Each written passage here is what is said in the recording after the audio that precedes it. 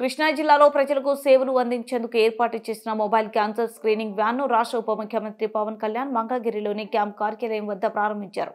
ఈ సందర్భంగా క్యాన్సర్ నిర్ధారణ అయిన వారికి తక్షణం చికిత్స అందించేందుకు ఈ వాహనం ఎంతో ఉపయుక్తంగా ఉంటుందని పవన్ కళ్యాణ్ అన్నారు. ఈ వాహనం కృష్ణా జిల్లాలోని 7 నియోజకవర్గాల్లో ప్రజలకు సేవలు అందించనుంది. వారంలో 3 రోజుల పాటు మండల పరిధిలోని గ్రామాలు పర్యటించి అల్ట్రాసౌండ్, మమోగ్రామ్, రక్త పరీక్షలు, ఎక్స్రే, కెమికల్ ఎనాలిసిస్, కొలానోస్కోపీ వంటి పరీక్షలు ఈ మొబైల్ క్యాన్సర్ స్క్రీనింగ్ వ్యాన్ ద్వారా ఉచితంగా నిర్వహించనున్నారు. మహిళల్లో క్యాన్సర్ లక్షణాలను గుర్తించేందుకు నివారణ చర్యలో భాగంగా స్క్రీనింగ్ పరీక్షలు నిర్వహించేందుకు ఏర్పాట్లు జరుగుతున్నాయి. ఈ మొబైల్ క్యాన్సర్ స్క్రీనింగ్ వ్యాన్ ద్వారా ఏడాదికి 40,000 మరణాలను అరికట్టొచ్చని వైద్య నిపుణులు తెలిపారు.